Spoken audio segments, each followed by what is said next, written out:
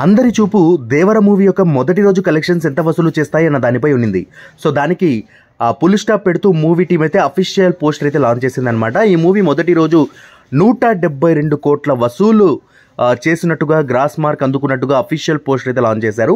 So ఈ మూవీకి సంబంధించి జూనియర్ ఎన్టీఆర్ గారు తను రిలీజ్ చేసినటువంటి మొదటి పాన్ ఇండియన్ చిత్రంగా చెప్పుకోవచ్చు.